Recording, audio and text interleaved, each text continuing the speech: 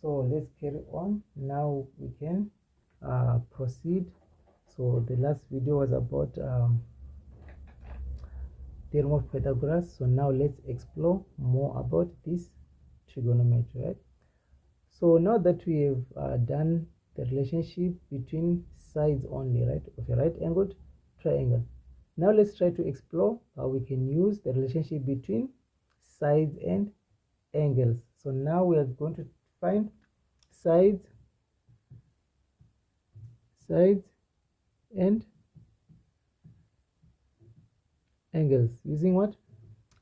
Ratios, right? So we have 6 ratios that we use in total, but mostly we focus on 3 ratios, 3 main ratios that we are going to focus on. So we have the ratio that is called sine. So in short, you call it sine, like this, right? And we have the ratio that we are calling cosine, and then we just call it cos, like this.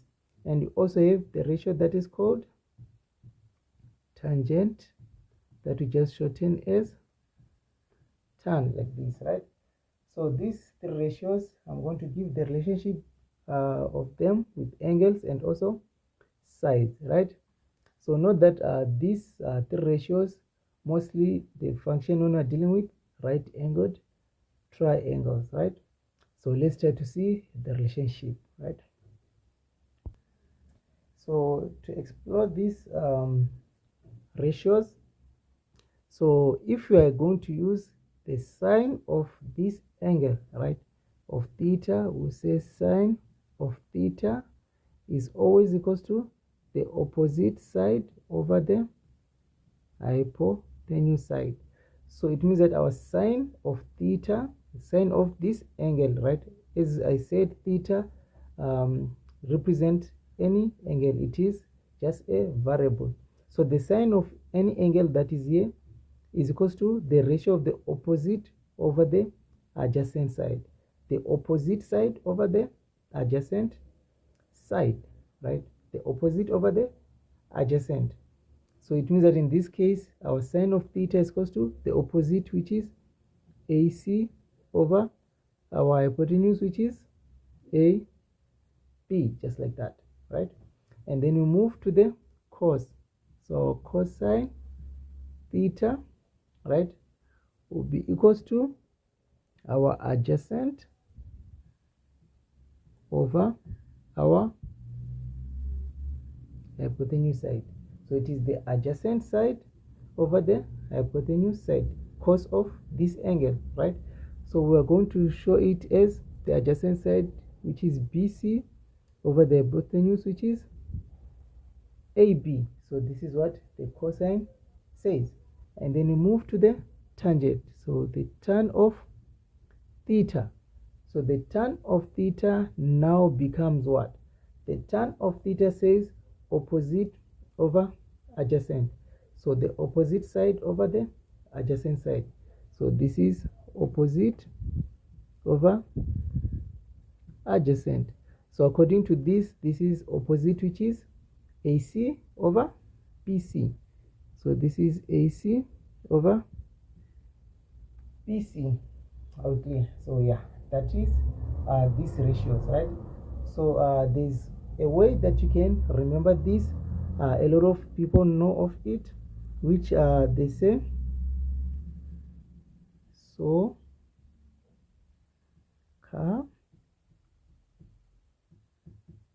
toa. So this is soka toa, right? Which simply means the sine of theta is equals to opposite over the hypotenuse side, and then the cos of theta is equals to the adjacent over the hypotenuse side. And now the tan of theta is equal to the opposite over the adjacent side. As simple as that, right? Can you see that? So don't forget that you can always identify your sides. You can always identify your sides, right, by first picking your hypotenuse side, which is the longest side, that is opposite to the 90 degrees, right? That is opposite to the 90 degrees, and your opposite side is always opposite to your what? To your theta there, right? And you're always having the adjacent side, right? So let's move on. Okay, let's carry on. So don't forget that these sine, cosine, and tangent, we are using them so that we can find the relationship between the angle and two sides. The angle and two sides, right? So it depends on what they are trying to find at that place in time, right? So let's try to use this as an example. So it means that if we are trying to find the sine of this theta, so the sine of theta, as you said, the sine of theta is equal to the opposite side over the what? The hypotenuse. So it means that our sine of theta is equal to 4 over 5. Can you see that? And then next we are going to have the cos of theta, which already we said the cos of theta is equal to what? To the adjacent side over the hypotenuse side. So this is equal to 3 over 5. Can you see that? And our tan of theta, we said our tan of theta is equal to the opposite over the adjacent side. The opposite over the adjacent side. So it means that our tan of theta is equal to 4 over 3. Can you see that? Simple to grab, right? It's as simple as that. So if they're not trying to find the actual value of theta, we can just say the value of sine theta is just 4 over 5. That is the ratio. The ratio, as I say, that these are ratios. They give us ratios. A ratio is a number over another number using the same units, right? So here we suppose they were having same units, maybe 5 meters, 4 meters, 3 meters, and 5 meters. So it means that this is the ratio given by sine of theta, and also this is the ratio given by cos of theta, and this is the ratio given by tan of theta, right? So we can move on. Okay, so let's see how we can apply these ratios to find the unknown, right? So we are having our angle there, the angle is 30, right? So this angle of ours now is 30 degrees, right? And we're having our opposite as 4 meters, and we're having our hypotenuse as y. So this is our hypotenuse as y, and we're having our adjacent as x. So this is our adjacent. So don't forget that the equation can be used to find any unknown in the relationship, right? So don't forget that when we're saying the sine of theta, the cos of theta, and the tan of theta, we're talking about the what? The relationship between these things, right? So let's write them down to see which one will work. So we know that sine theta is equal to opposite over what? Over hypotenuse, right? So opposite over hypotenuse. So in this case, this is 4 over x, right? And our sine of theta, what is theta here? Theta is 30. So sine of 30 is equal to 4 over x, right? Let's move on. What else do we know? We know that our cos of theta is equal to adjacent. So adjacent is x there over our hypotenuse as y. So it means that our cos of 30 is equal to x over y, right? And then we can move on. We also know that our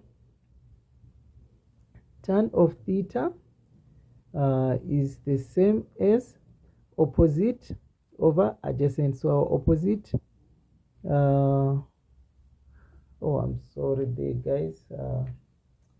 I made a mistake here. So we know that our sine theta is supposed to be opposite over hypotenuse. So this is actually 4 over y. I was saying the right thing, but writing the wrong things, right? And we know that our tan of theta will be our opposite over our adjacent, right?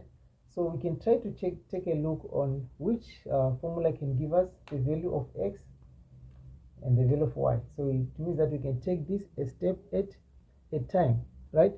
So if we're looking at this equation is giving us two unknowns. So for now we cannot be able to use it because it is having two unknowns, right?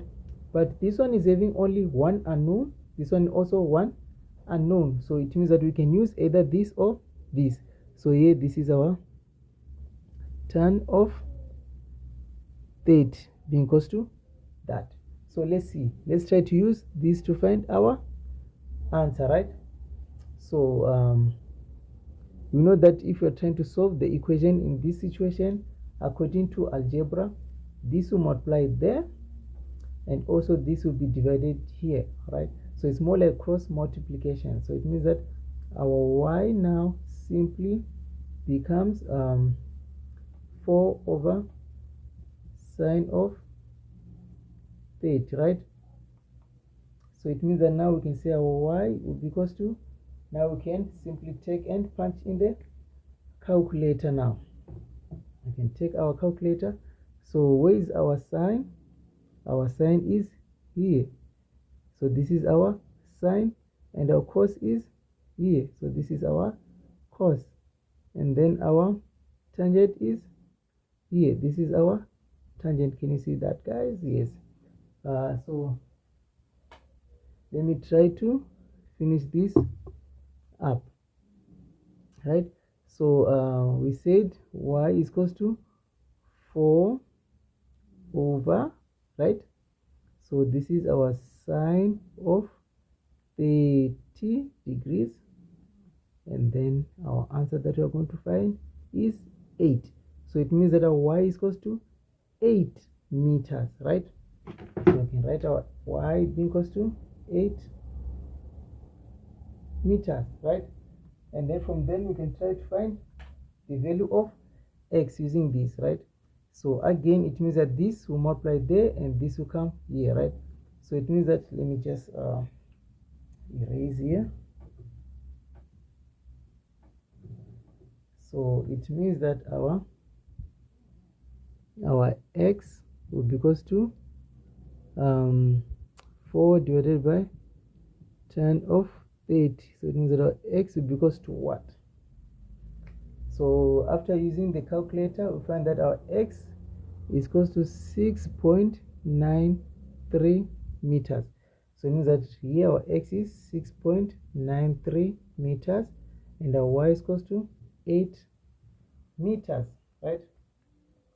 I hope you can get that right.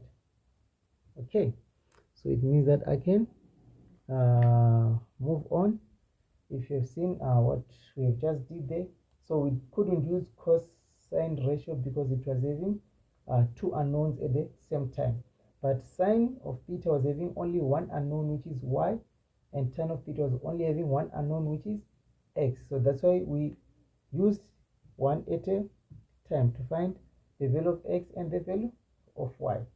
Are you able to follow? So if you're able to follow, I'm also going to give work for this exercise, right?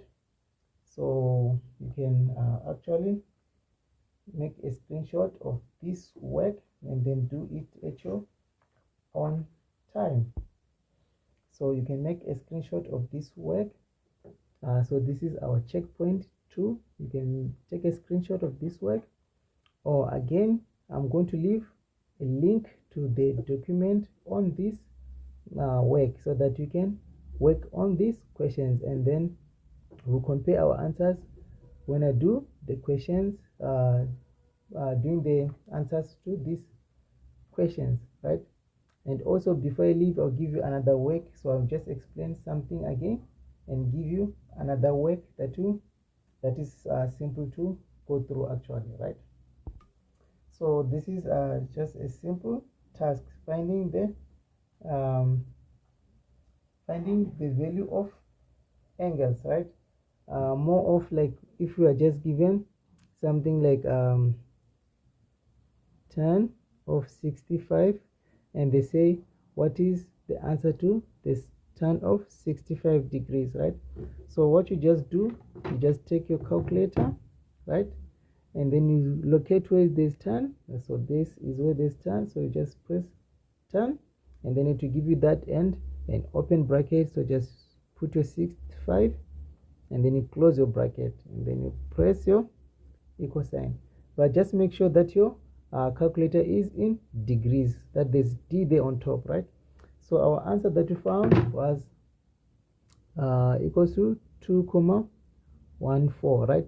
So you know that according to caps, most we have to keep our answers in 2 decimal places, just like I did, and you don't place any unit there because it is the ratio. Any ratio doesn't have a unit, right? And then again, if you're having cos of 20, for example, right, again we do the same thing. So it means that we are going to locate where our cos is, right?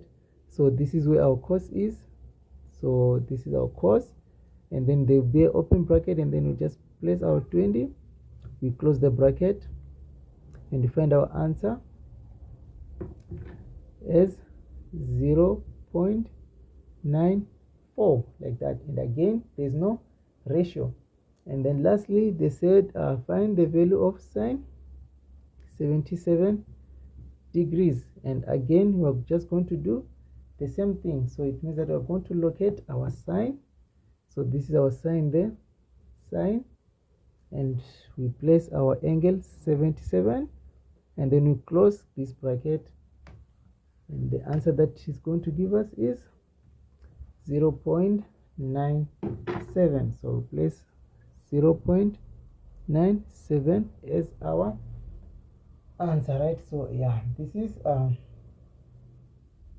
the end of this chapter. So again, I'm just going to leave you with work for checkpoint 3. So it means that we did 2 checkpoints already. So this is checkpoint 3. Again, you are just going to screenshot this and work this at your own time. But if you cannot screenshot, I will leave the link, and you can find these questions, and you can do them and do them when I'm doing the questions, right? So this is checkpoint 3. It seems a lot, but it is actually not, because we're just entering things in the calculator and finding our answers, right? So I'm having these challenging questions that on the right hand side. So these are challenging type of questions that I want to see how you can solve them, right? And then we'll do this on the answering the questions, the video that I upload answering the questions, right? Yes. So this part, I think it's the end of this part, and I'll start the next part on special angles. And again, guys, if you haven't subscribed, please subscribe to our channel, and also like the videos, and also share to your other mates that they will need this. You can share the link with them so that they can watch. See you on the next one.